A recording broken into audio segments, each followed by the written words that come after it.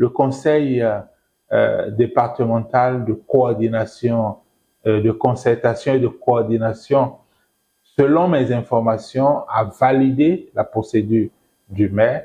Donc, on va s'attendre dans les jours à venir que le préfet puisse prononcer cette révocation.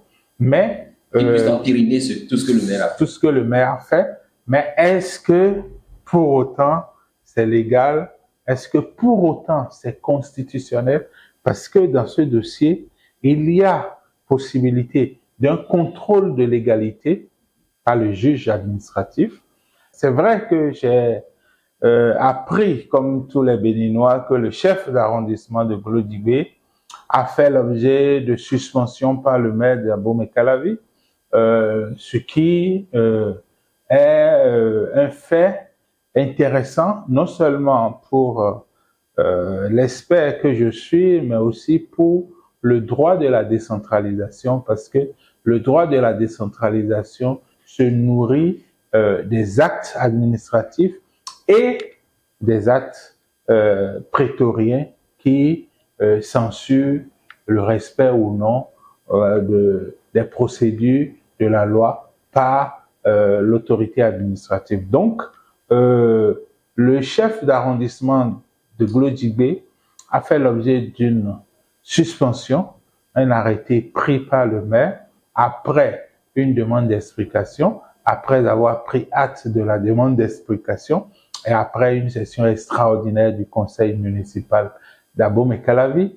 Le maire d'Abomey-Calavi a prononcé la suspension du chef d'arrondissement.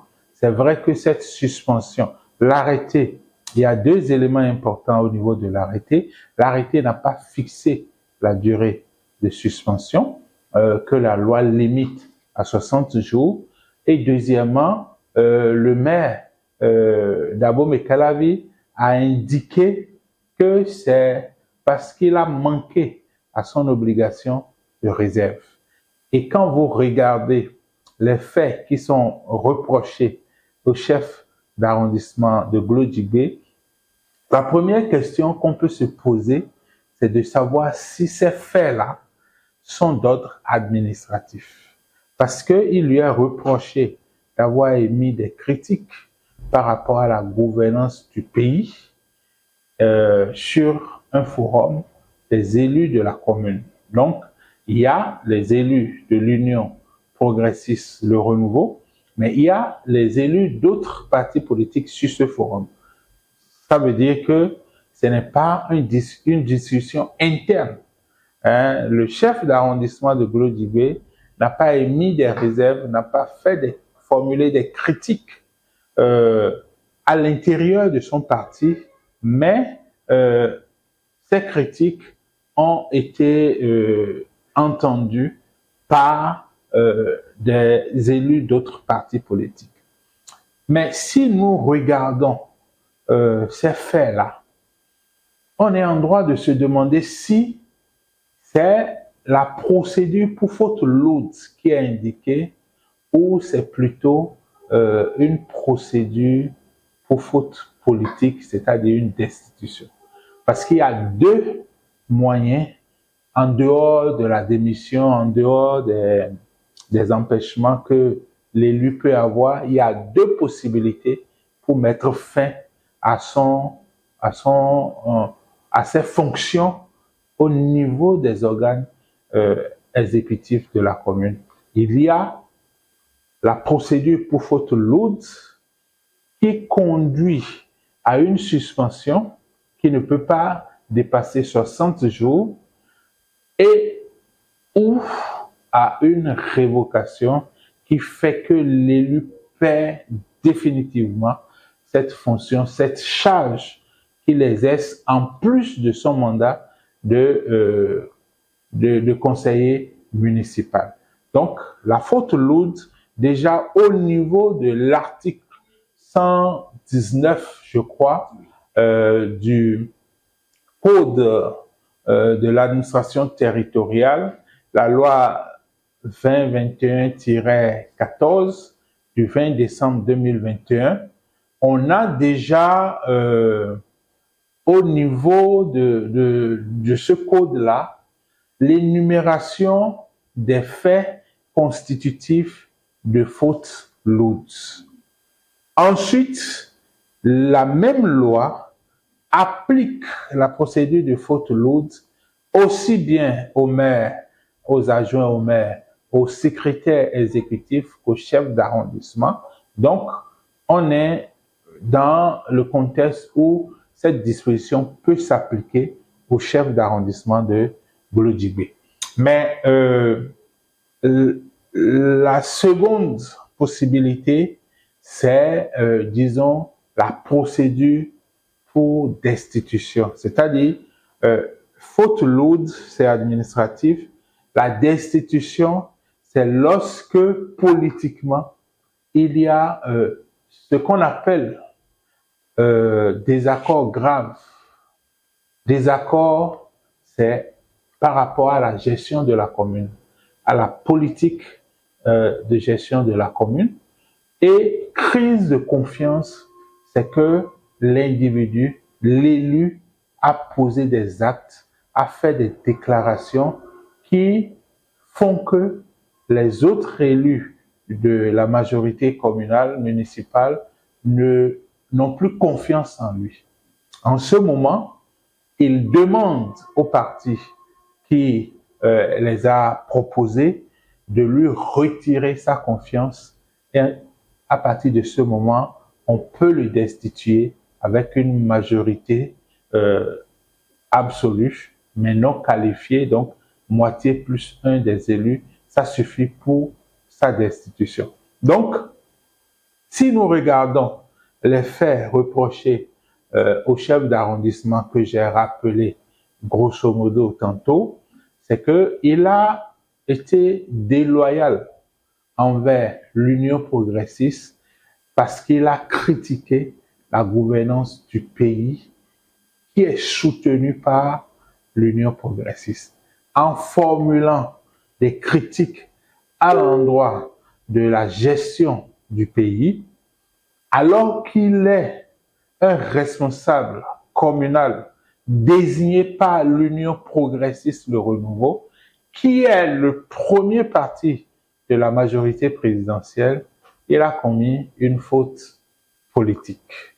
C'est donc un problème de déloyauté et de non-respect de la discipline du parti qu'il a positionné. Et donc, je pense que c'est une procédure pour destitution qui doit être engagée contre lui. Parce que si nous regardons le code de l'administration, en voulant parler de la procédure pour faute lourde du chef d'arrondissement, la loi dit clairement que administrativement, le chef d'arrondissement peut être suspendu ou révoqué. Donc, lorsque quelqu'un formule des critiques sur la gouvernance du pays, cette personne n'est pas en train de poser un acte administratif ou ne manque pas à une obligation de réserve administrative, mais exprime une indiscipline partisane, exprime un manque de loyauté envers sa formation politique. En clair, M. Kenegok, ça veut dire qu'ici, il y a une nuance à faire entre faute lourde et faute politique. Oui, c'est-à-dire le chef d'arrondissement de Bolodjigbe a commis une faute politique. Et donc la sanction doit être politique parce que justement la destitution étant une procédure où le fond n'intéresse personne. Lorsque les élus se voient et décident de destituer un maire, un adjoint au maire, un chef d'arrondissement, le cas des secrétaires exécutifs est différent parce que le législateur a voulu les protéger. Nous sommes dans une période expérimentale. Cette protection, en principe, viole, disons, ce qu'on appelle la libre administration des collectivités territoriales parce qu'elle fait intervenir l'autorité de tutelle dans une procédure purement interne à la commune. Mais nous n'en sommes pas là. Nous parlons d'un chef d'arrondissement. Un chef d'arrondissement est véritablement placé sous l'autorité du maire parce que le maire est le chef, son supérieur hiérarchique, et à partir de ce moment, le maire peut engager une procédure pour faute lourde contre lui, mais à condition que ce soit dans l'exercice ou à l'occasion de l'exercice de ses fonctions. Donc, s'exprimer sur un forum WhatsApp, ce n'est pas forcément dans l'exercice ou à l'occasion de l'exercice de ses fonctions au sein de l'administration communale. Et deuxièmement, les faits dont il est question sont des faits qui ne peuvent pas faire objet d'obligation de réserve parce que c'est des faits publics connus par tout le monde et qui ne seront jamais, il n'est pas un juge. C'est-à-dire l'obligation de réserve au niveau d'un juge s'étend à des faits même connus de tout le monde parce que ces faits peuvent être déférés devant sa juridiction. Mais ici, je pense que le chef d'arrondissement est un homme politique qui peut émettre des opinions. Donc, en matière de destitution, ça passe sans problème, mais en matière de procédure pour faute lourde, on va interroger la légalité de la procédure, on va interroger la légalité de l'incrimination et on va interroger l'incrimination à la lumière d'un principe constitutionnel qui est la liberté d'expression. Donc, c'est déjà trop compliqué et je pense que la procédure pour destitution est simple, rapide, même si au niveau de la décentralisation, il y a un consensus pour ne plus destituer les maires. Je ne sais pas si le maire d'Abomey-Calavi estime que ce consensus pour ne plus destituer les maires, on peut l'étendre au chef d'arrondissement, ce qui a fait qu'il a fait ce choix difficile et compliqué. Est-ce qu'en clair, pour vous qui êtes expert dans cette relation, est-ce qu'on n'a pas fait d'amalgame entre cette faute qui est politique et qui, normalement, devrait être sanctionnée par le parti politique et non pas le maire? Oui, en fait, le maire étant le représentant du parti politique dans la commune, doit être très actif parce que pour en arriver à une destitution d'un chef d'arrondissement, il faut déjà que le maire écrive au président du parti, Union progressiste le renouveau, et que le président du parti décide d'envoyer une correspondance au préfet pour dire, avec ampliation au maire, pour dire que désormais, le parti retire sa confiance au chef d'arrondissement de Glodigo. Et à partir de ce moment, il est destituable à la majorité absolue. On n'a rien vu de tel dans ce dossier. Non, ce dossier, à mon avis, je ne sais pas, on attend de voir parce que le conseil départemental de coordination, de concertation et de coordination, selon mes informations, a validé la procédure du maire. Donc, on va s'attendre dans les jours à venir que le préfet puisse prononcer cette révocation. Mais il puisse entériner tout ce que le maire a fait. Tout ce que le maire a fait. Mais est-ce que pour autant c'est légal? Est-ce que pour autant c'est constitutionnel? Parce que dans ce dossier, il y a possibilité d'un contrôle de légalité par le juge administratif et d'un contrôle de constitutionnalité, donc par le juge constitutionnel. Franck Kenego a supposé que le CA, chef d'arrondissement de modification, soit de notre parti politique. Vous voyez un peu ce que ça aurait pu dire? Non, s'il était d'un autre parti politique, je pense que ça va se faire de la même manière parce que c'est une procédure qui est quand même légale et qui permet de sanctionner les fautes lourdes observées par le maire dans le fonctionnement de ses adjoints, dans le fonctionnement des chefs d'arrondissement. Donc, ici, la couleur politique n'intervient pas.